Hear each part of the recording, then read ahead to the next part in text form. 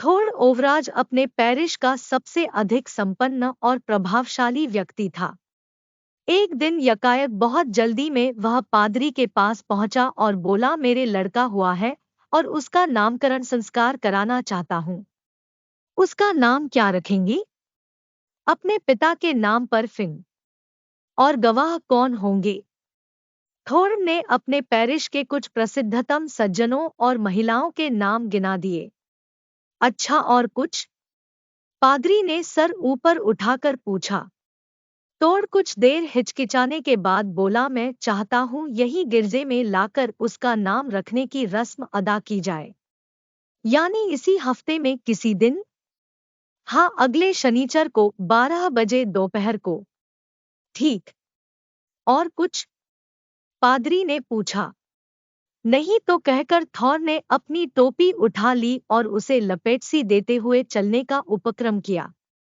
पादरी उठा, हाँ अभी एक बात बाकी है, और थोड़ की तरफ बढ़ा और उसका हाथ पकड़कर और गंभीरतापूर्वक उसकी आंखों में अपनी दृष्टि गड़ाते हुए बोला, ईश्वर करे तुम्हारा बेटा तुम्हारे लिए वरदान सिद्ध हो। 16 वर्ष बाद आज थोड़ फिर पादरी के पास आया था। ओ वाकई थोड़, तुम अपनी जिंदगी बड़े मजे में बिताते हो, पादरी ने कहा, क्योंकि आज 16 वर्ष बाद भी उसने थोड़ में रत्ती भर भी कोई परिवर्तन नहीं पाया। क्योंकि मुझे कोई तकनीक नहीं है। थोड़ के इस उत्तर में संतोष और प्रसन्नता की सुगंध थी। पादरी चुप रहा, पर कुछ क्षणों बाद फिर पूछा, कहो आज क्या खुशी की खबर है? कल मेरा बेटा नौकरी पर मुस्तकिल हो जाएगा। बड़ा होनहार बेटा है। और मैं पादरी को तब कोई दक्षिण नहीं देना चाहता जब तक कि मुझे यह न मालूम हो जाए कि गिरजे में बेटे को कौन सा स्थान मिलेगा। उसे सबसे अगली जगह मिलेगी। अच्छा तो फिर ठीक है। लीजिए यह $10। और कुछ मेरे योग्य सेवा? पादरी ने डॉलर लेकर थोड़ की तरफ टकटकी लगाकर पूछा। और तो कुछ नहीं, सब कृपा है आपकी। थोड़ चला गया। और भी 8 बरस निकल गए। एक दिन पादरी साहब के कमरे के बाहर बड़ा शोर सुनाई पड़ता था, क्योंकि बहुत से लोग गिरजे में आ रहे थे। उन सबके आगे आगे थोड़ था। पादरी के कमरे में सबसे पहले थोड़ घुसा। पादरी ने नजर ऊपर उठाई और पहचान लिया, आज तो तुम बड़े ठाठ के साथ आए हो थोड़। कहो क्या मामला है? मैं इसलिए आया हूं कि मेरे बेटे पर विवाह संबंधी नियम लागू कर दिए जाएं, क्योंकि गदमंद की लड़की कैरिन स्टोलिनदेन से उसकी शादी पक्की हो गई है। गदमंद यह रहे, उसने अपने पास ही खड़े हुए एक सज्जन की ओर इशारा करके कहा। ओ, तब तो वह इस पैरिश की सबसे धनी लड़की है। सुनता तो हूँ, थोड़ ने हाथ से सिर के बाल ऊपर करते हुए कहा। कुछ देर तक पादरी चुप बैठा रहा, जैसे गहरे विचार में तल्लीन हो। फिर अपने रजिस्टर में बिना कुछ बोले उन लोगों के नाम लिख लिए। और वहां पर गदमंद और थोड़ ने $3 मेज कर दिए। दस्तखत करने के बाद थोड़ ने $3 मेज पर रख दिए। मैं सिर्फ एक ही ले सकता हूं, पादरी ने कहा। सो तो ठीक है, पर तो मेरा इकलौता बेटा है, बिल्कुल इकलौता, इसलिए मैं उसकी शादी भी जरा शान के साथ करना चाहता हूं। और तब पादरी ने वे तीनों डॉलर स्वीकार कर लिए। थोड़, आज तुम तीसरी बार अपने बेटे की वजह से आए हो। लेकिन अब तो मैं उससे निबट गया, थोड़ ने कहा और अपनी पॉकेटबुक बंद करते हुए धन्यवाद देकर चला गया। और उसके साथी भी पीछे पीछे चले गए। एक पखवाड़े के बाद दिन बहुत अच्छा लग रहा था। नाव में बाप बेटी झील पार कर रहे थे। वे स्टोलिनदेन को ब्याहने जो जा रहे थे। अरे, यह जगह तो खतरनाक है, फिन से अपनी सीट को सीधा करने के लिए उस पर से उठते हुए थोड़ ने कहा।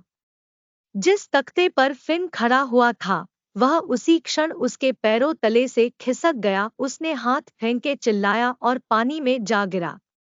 एन थोड़ चीखा, ले यह पतवार पकड़ ले, और फौरन खड़े होकर उसने पतवार फिन की तरफ फेंकी।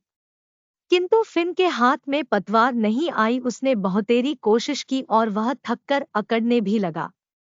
अच्छा जरा ठहरो, घबराओ नहीं, थोर ने आश्वासन दिलाया और नाव को उसकी तरफ खेने लगा।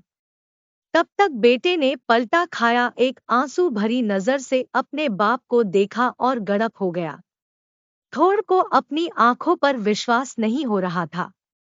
नाव को एक ही जगह रोके हुए वह जगह को देखता रहा जहां अभी अभी फिन डूबा था, जैसे वह इंतजार कर रहा था कि अभी हाल ही मेरा ऊपर निकल आएगा।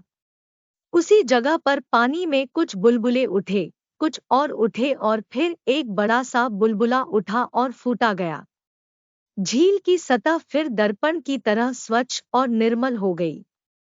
3 दिन और 3 रात न कुछ खाया न जरा भी सोया।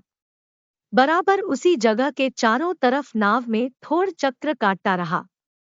बेटे की लाश तो अभी तक नहीं मिली थी उसे। तीसरी रात खत्म होते होते लाश ऊपर उतरा आई। उसे गोद में लेकर वह पहाड़ी की ऊपर अपने बाग की तरफ चला। करीब करीब 1 साल बाद पतझड़ की वह शाम, कमरे के बाहर दालान में कुछ आहट सुनाई पड़ी, जैसे दरवाजे की कुंडी खटखटा सा रहा था। पादरी ने जाकर दरवाजा खोल दिया।